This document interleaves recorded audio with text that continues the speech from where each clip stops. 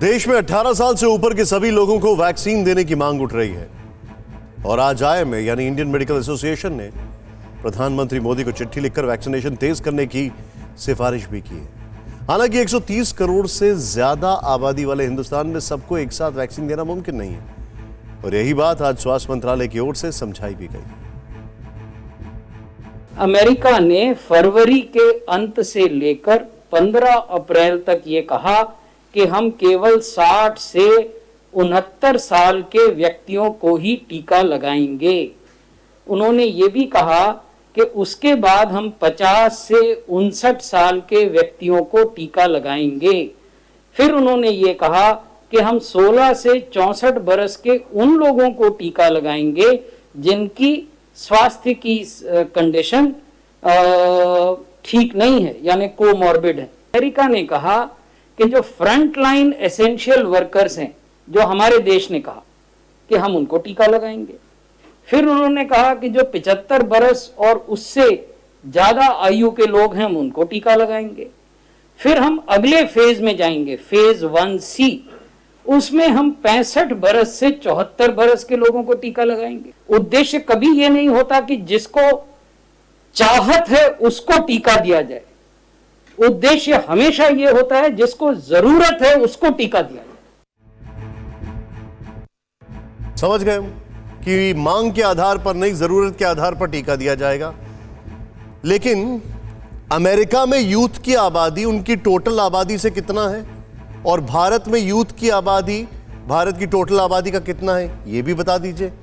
यह भी बता दीजिए कि नया वायरस जो है वो किसको ज्यादा प्रभावित कर रहा है और यह भी बता दीजिए कि अमेरिका में वायरस देने की शुरुआत कब, वैक्सीनेशन देने की शुरुआत कब हुई थी और भारत में कब हुई थी। अपने हिसाब से जलेबी बनाना तो कोई भी कर ले।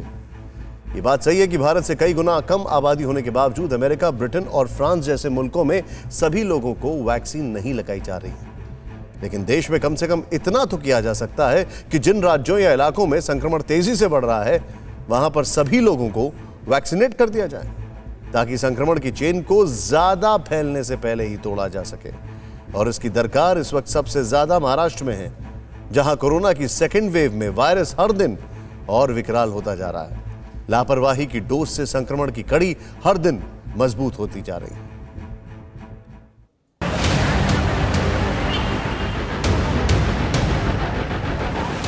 इस वक्त आप ये जो लाइन देख रहे हैं, जो भीड़ देख रहे हैं, वो महाराष्ट्र में आउट ऑफ कंट्रोल हो चुके हालात की एक बानगी भर है। ये लाइन उन लोगों की है जिनका कोई अपना कोरोना की चपेट में आ चुका है और अब ये लोग उन्हें बचाने के लिए रेमडेसिविर नाम की दवा लेने के लिए जद्दोजहद कर रहे हैं। नासिक इस वक्त कोरोना से प्रभावित देश का 5वां सबसे बड़ा शहर है। यहाँ 34,500 से ज्यादा एक्टिव केस हैं। मतलब कोरोना से संक्रमित वो लोग जिनका इलाज चल रहा है और गुजरते दिन के साथ ये संख्या बढ़ती जा रही है। ये हाल सिर्फ नासिक में नहीं बल्कि पूरे महाराष्ट्र में। इन बिगड़ते हालात ने पूरे देश की फिक्र बढ़ा दी है। अगर इस महीने में बीते 5 दिन की बात करें तो इस दौरान जितने नए केस पूरे देश में मिले हैं उसके करीब 53% अकेले महाराष्ट्र में ही पाए गए हैं। यही वजह है कि महाराष्ट्र ने टेंशन बढ़ा रखी है। फरवरी के दूसरे सप्ताह में औसतन 3000 केसेस प्रतिदिन आते थे और अब जो वीकली औसत है महाराष्ट्र में वो 44,000 से ज्यादा केसेस प्रतिदिन। सवाल ये है कि आखिर महाराष्ट्र में ही ऐसा क्यों हो रहा है। तो इसका भी एक बड़ा कारण लोगों की लापरवाही और टेस्टिंग में सुस्ती।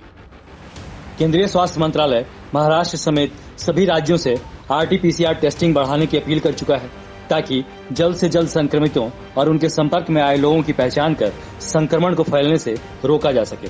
लेकिन महाराष्ट्र में टेस्टिंग का ये ग्राफ बता रहा है कि वहाँ टेस्टिंग बढ़ने की बजाय उसमें कमी आई है। इसका नतीजा ये हो रहा है कि टेस्टिंग करने से जो संक्रमण एक इलाके तक सीमित किया जा सकता है वो टेस्टिंग नहीं होने की वजह से बाकी इलाकों को भी चपेट में ले रहा है। हालात ये हो चुके हैं कि मुंबई के कई इलाकों में लॉकडाउन जैसा नजारा दिखने लगा है। पुलिस नाइट कर्फ्यू शुरू होने से पहले दिन में ही दुकानें और बाजार बंद कराने लगी है। ऐसा ही आज कांदिवली वेस्ट में देखने को मिला। गवर्नमेंट को ऐसी जगहों पर और फोकस करना होगा जहां पर भीड़ होती है, ताकि कोरोना संक्रमण को लेकर जो कोशिशें उसे रोकथाम की जा रही हैं सरकार की तरफ से, वो सफल हो सके। महाराष्ट्र में बेतहाशा संक्रमण बढ़ने के पीछे नए स्ट्रेन की भी आशंका जताई जा रही है। अभी तक वैज्ञानिक आधार पर इसकी पुष्टि नहीं हो पाई है, लेकिन अगर महाराष्ट्र कोरोना के कहर को काबू करने में नाकाम रहा है तो यहाँ से देश भर में कोरोना का सीरियल विस्फोट जरूर हो सकता है, क्योंकि यहाँ बड़ी संख्या में प्रवासी मजदूर हैं और लॉकडाउन के डर से बहुत सारे मजदूरों ने अपने गृह राज्य वापस जाना शुरू कर दिया है। उन्हीं में से एक है बिहार। मुंबई से वापस बिहार आने वालों की रफ्तार एक बार फिर से बढ़ गई है और देश के उन शहरों में जहां पर कोरोना के हालात बदतर हो रहे हैं, वहां से घर वापसी शुरू हुई है।